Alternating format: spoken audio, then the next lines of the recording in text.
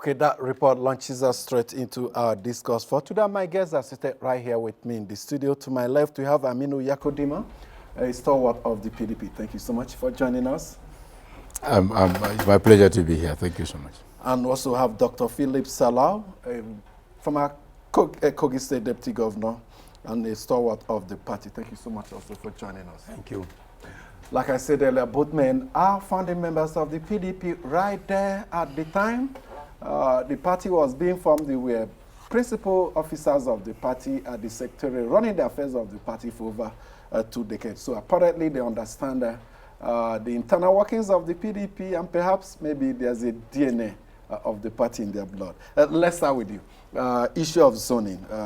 At some point in Nigeria's political and democratic history, it didn't play much relevance, but we are beginning to see it now. And some will say perhaps the first strong move we saw towards zoning in Nigeria was during 1999, when the rest of the country said, let's hands off, let the South have a bite at the presidency. Yeah, thank you very much. Zoning is a very powerful principle that is good for unity, stability of any entity, especially a cosmopolitan entity like Nigeria, where you have several ethnic nationalities and multiple religion and all that.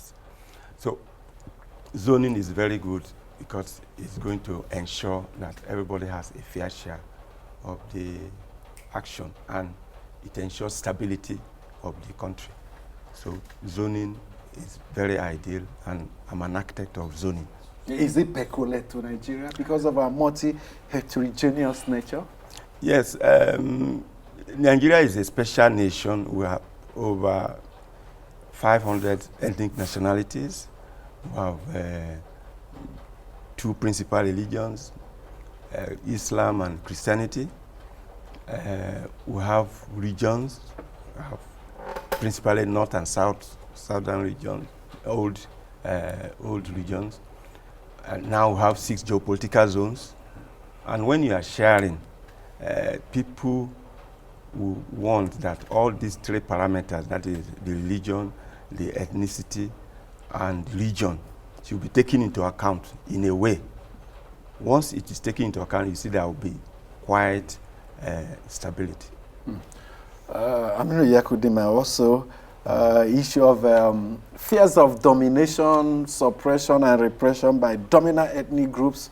We saw the Willings Commission of 1957 and all that, and leading to inclusion of a federal character in the constitution, and now it's reflecting even within the political parties. Yes. That tells you the significance of the zoning that we are talking about. When you look at it critically, you will understand from practice and by law, zoning has been fundamental in bringing cohesion and unity of purpose in the Nigerian polity and even our disposition of whatever we are doing. When we look at PDP, very critically, we'll understand that zoning has played a critical role since 1998, when the party was inaugurated on the 30th of November 1998. There was serious mobilization. October 1998. There was serious mobilization to see towards the entrenchment of democracy. And zoning has played a key role when there was serious problem of disintegration. At that time, if you remember, we have seen the activities of NADECO and some other proactive people in the arena of politics.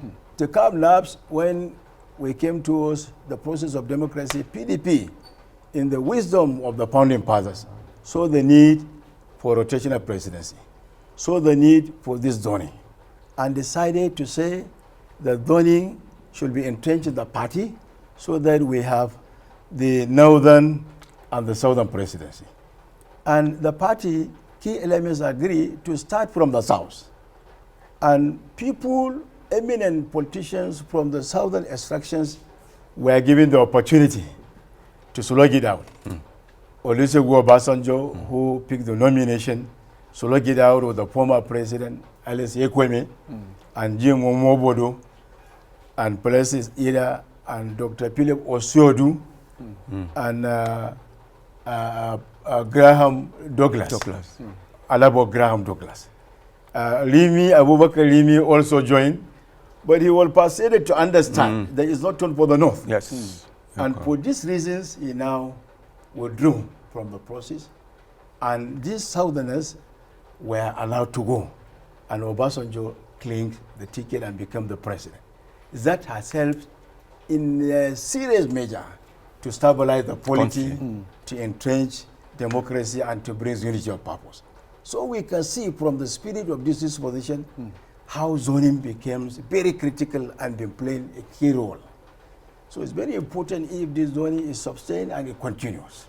Yeah, if it were to be that the PDP had been in power this year, it would look simple, but it's been made complex by the fact that initially there was the death of a sitting president and the deputy had to move in, so some alteration in the zoning arrangement within your party, and the fact that the PDP also lost the 2015 election disrupted your zoning arrangement. Now, in 1999, the other party then, the APP and the AD, also the AD responded to zoning, but in 2023, we have seen a situation where the PDP is out of power and there are other parties interested and running, and that will run in 2023 presidency. So issue of zoning within the different political parties may present a complex situation. Yes, that complex situation can only be resolved when we entrench this zoning into a constitutional framework. And I've advocated that this should be done formally, so that it's not left with party guidelines or whatever. That it should be left in the constitution, whereby a particular zone out of the 6 geopolitical zone will be given a chance to supply the presidency. In fact, I particularly said that in my thesis that there should be 2 vice presidents. Then the vice president political should come from where the president is coming from. This is to take care of the accident we had, because we had some political accident which distorts the whole equilibrium.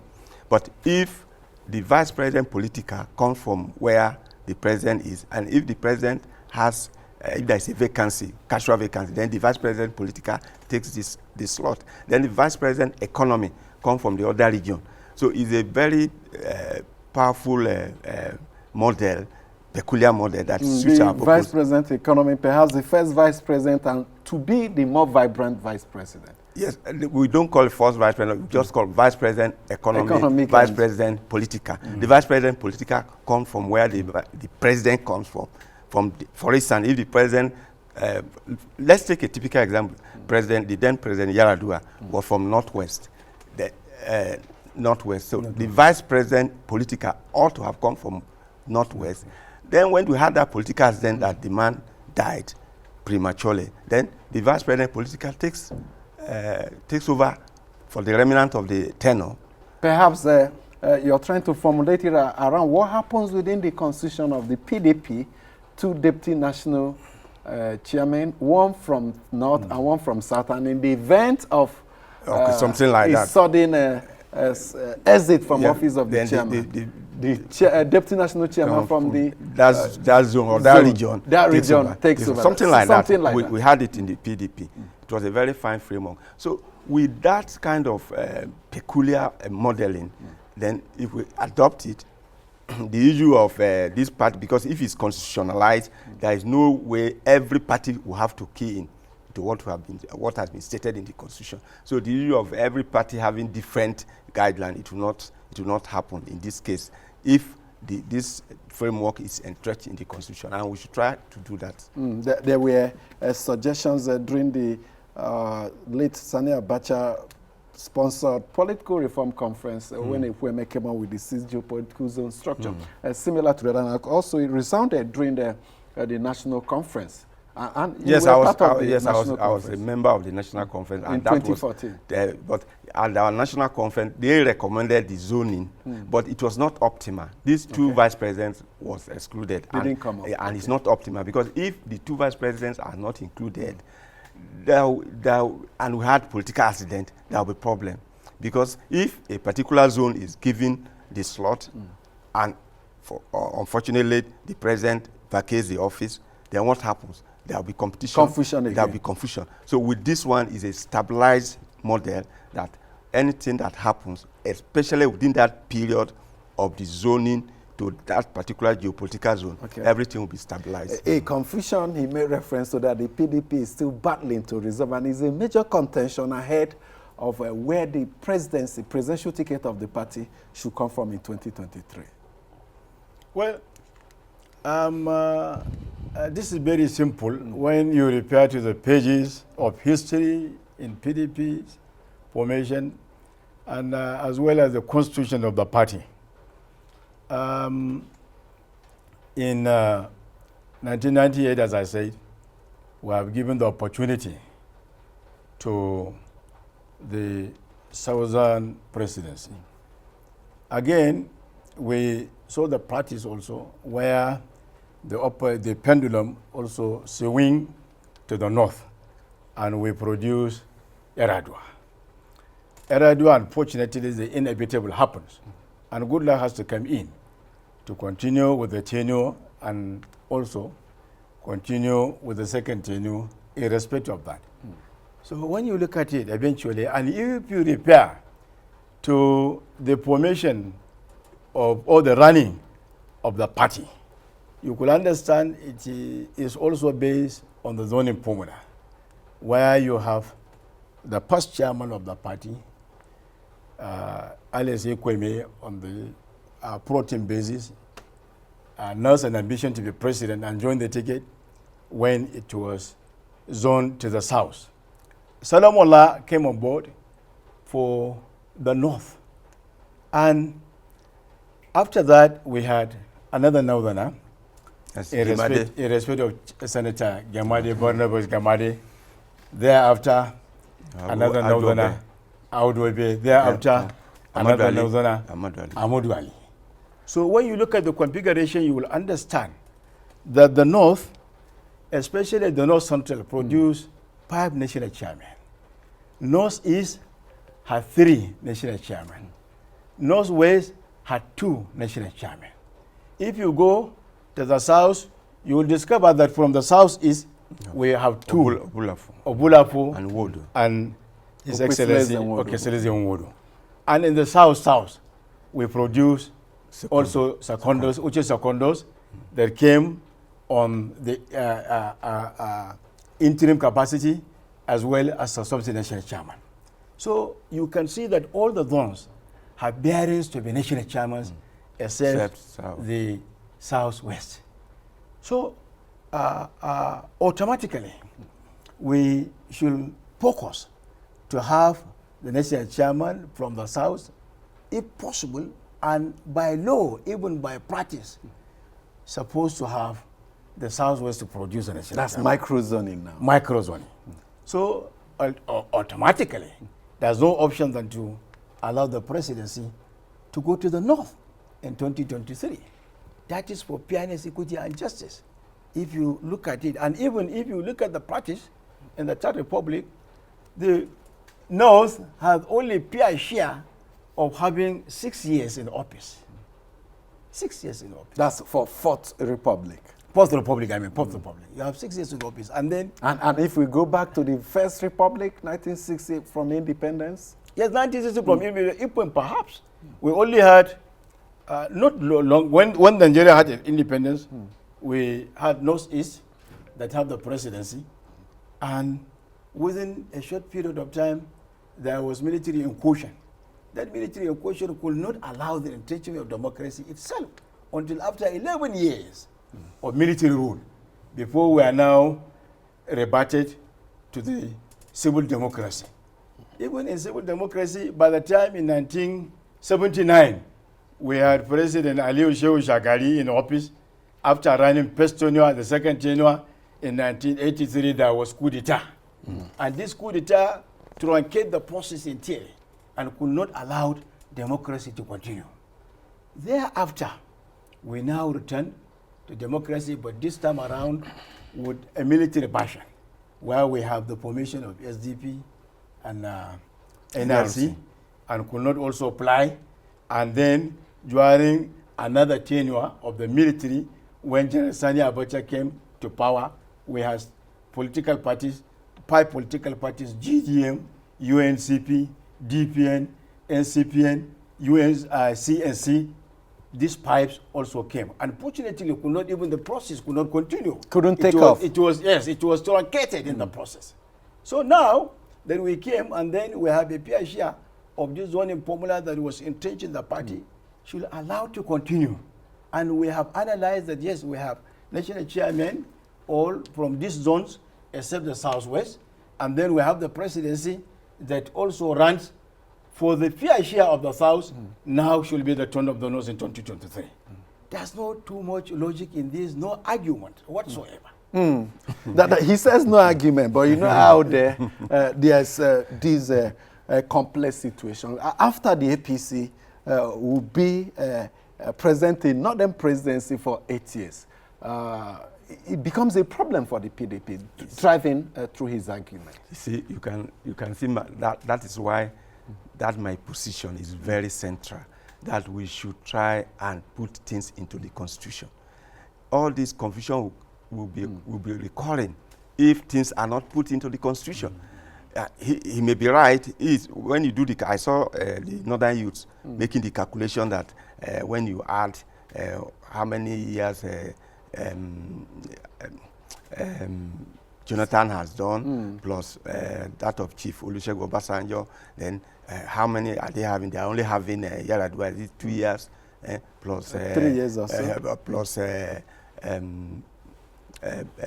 President Buhari's tenure for, let's assume 8 years, then, and that when you do the arithmetic, that the North is short-changed. And I asked him, if we start the arithmetic from 1960, the North has been dominant. Okay, see, that is another angle. So that is why this model is very important, that we put it into place so that everybody knows when it is your turn. And when it is your turn, it will be so much stabilized that during that tenure, if it is 8 years, for instance, if it is 8 years to Southwest, 8 years must expire in Southwest with the presidency there and the vice president politica to take over. Absolutely. If there is any accident. But it was the accident that caused that confusion. Before the inclusion in the Constitution, the PDP has a hard nut to crack, as it were, for 2023. Yes. One thing is very important, because he has, from what has been said, now Southwest has not enjoyed chairmanship. But you know, from what I'm also saying, chairmanship is not given to a particular zone or region. It has to be at par with where the presidency is coming from. The two of them cannot be in the same zone or the same region. So is it a hard and fast rule? It's not fair. It's not fair because the two offices are too powerful for a particular region or a particular zone to have them. So there are two powerful offices, and it's always good to share them into these two broad regions that has been managing our political affairs. So it's very central that as soon as practicable, it may not be now, that we look into this constitutionality of this zoning formula with these two vice presidents that will take care of the accident that I'm talking about, where there will be political equilibrium in case of any political accident. There will be 3 of them having a joint ticket. We have the president, we have the VP political, we have the VP economy, having a joint ticket, and that will take care of everything. Okay.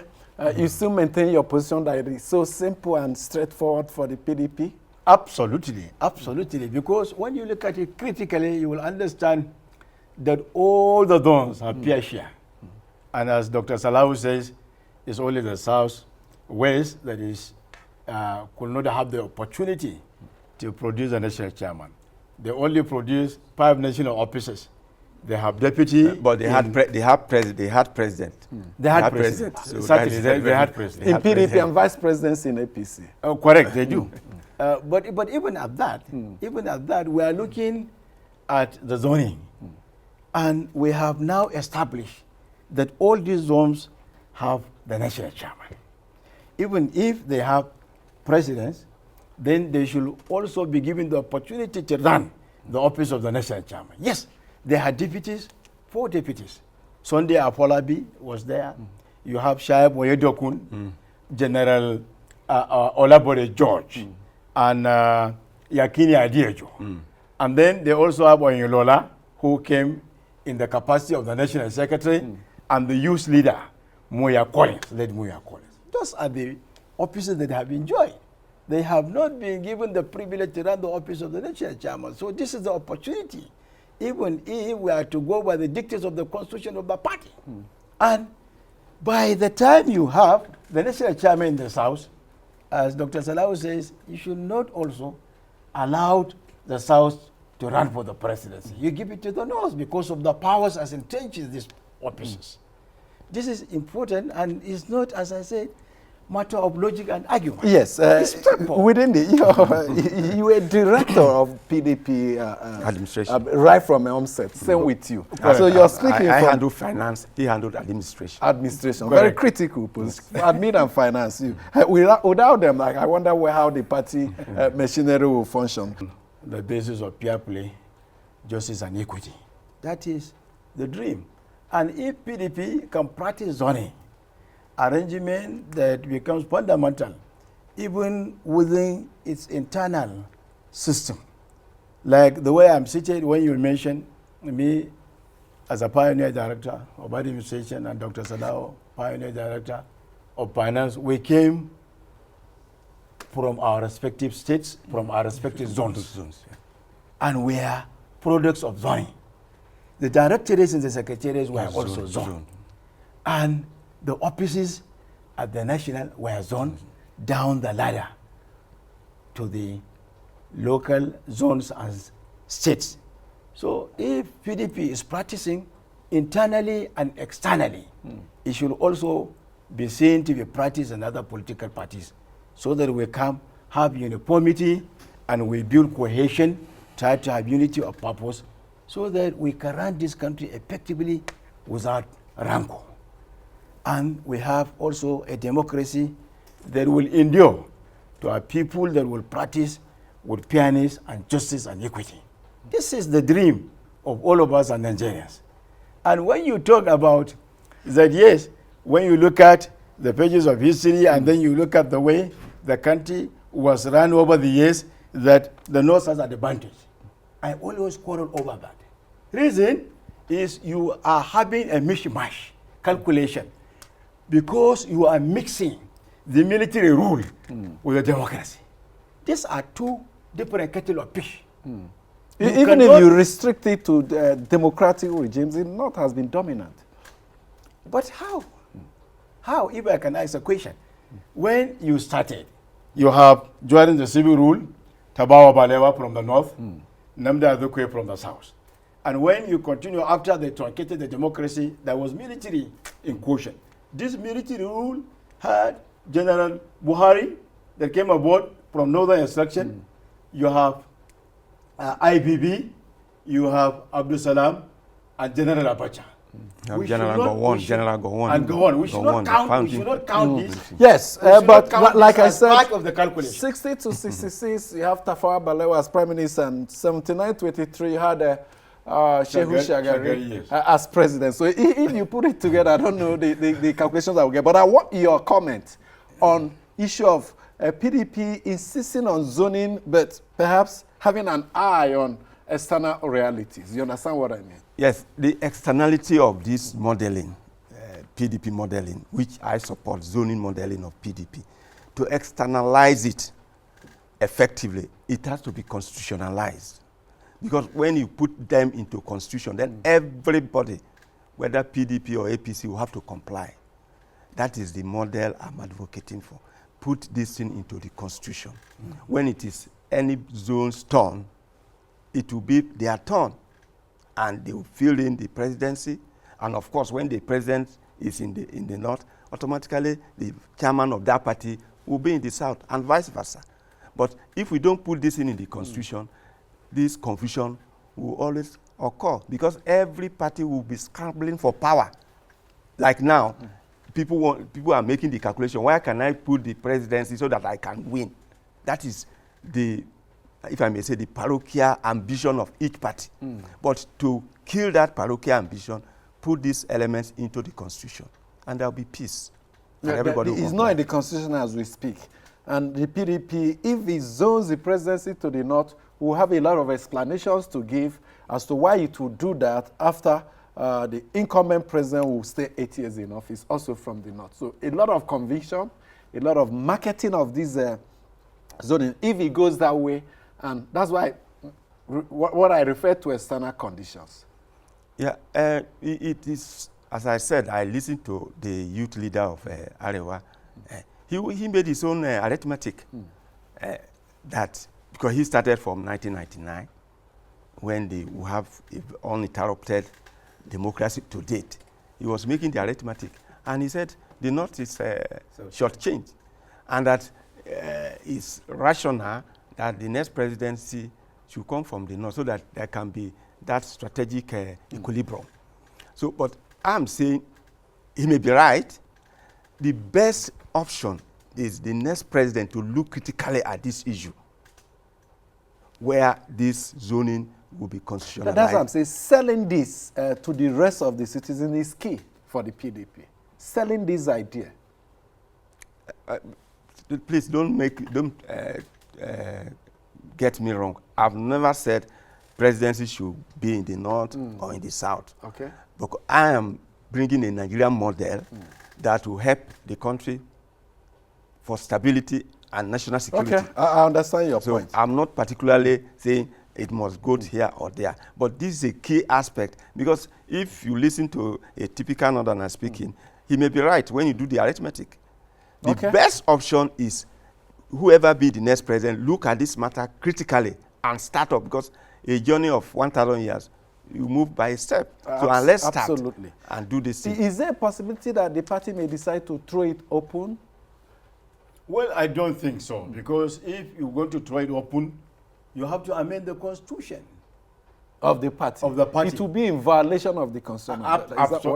Absolutely, because the constitution as amended 2019 has specified clearly in the provisions where the zoning practice should be applied.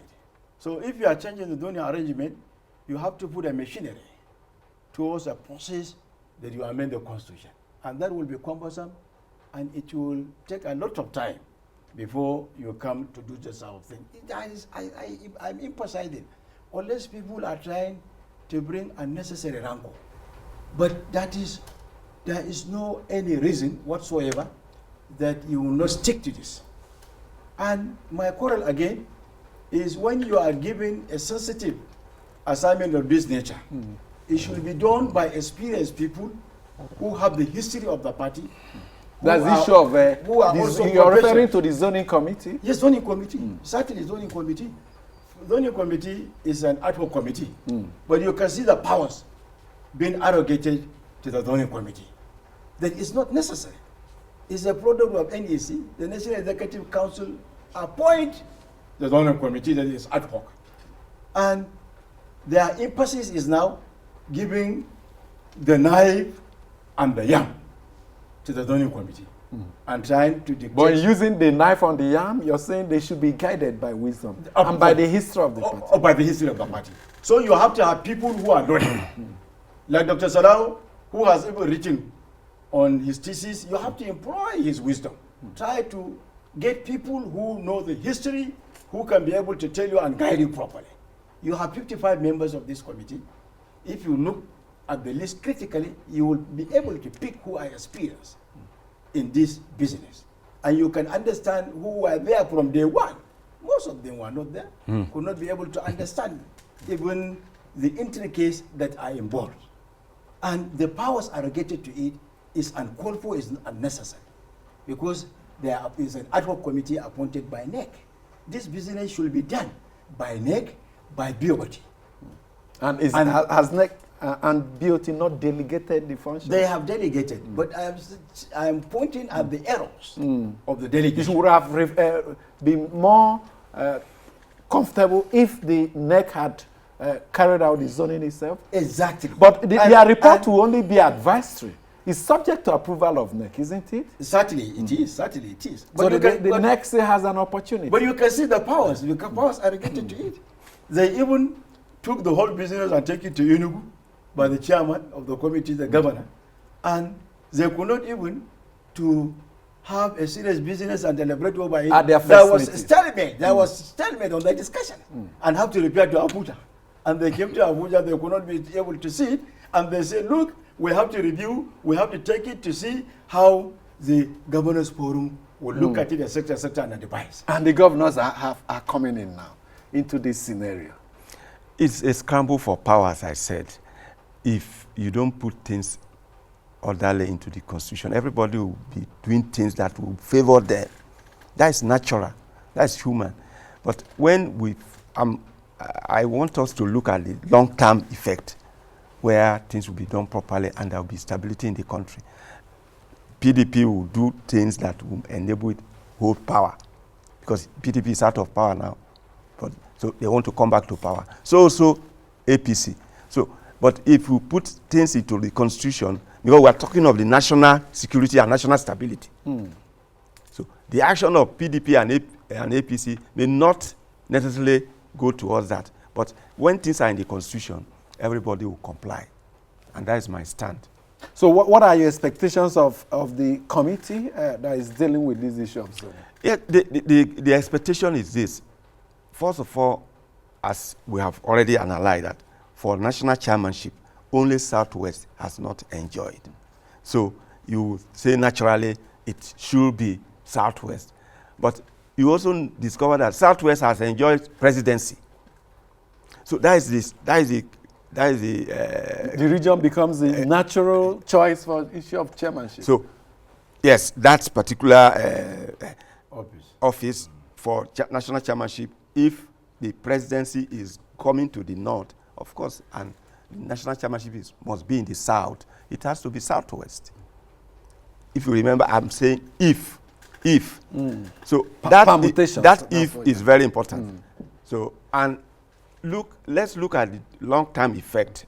Whoever is going to be the next president, either in APC or PDP, whoever wins the presidency of this country, please, this particular modeling is very important, so that we can live as a nation, peacefully as a nation. Because otherwise, there will still be this confusion. And if anybody, any zone, any region tells you their own points of view, they may be right. But once things are in the constitution, everybody will comply, and there will be strategic balance and stability. We talk of, and you talk of the powers of the chairmanship of a party coming next after the presidency, but we see a governor, in the history of the PDP, governor of the state the chairman is from, engineering and successfully to the removal of such a chairman. Will you still stand by that that office is that powerful within the party and the running of the government if the party wins the election?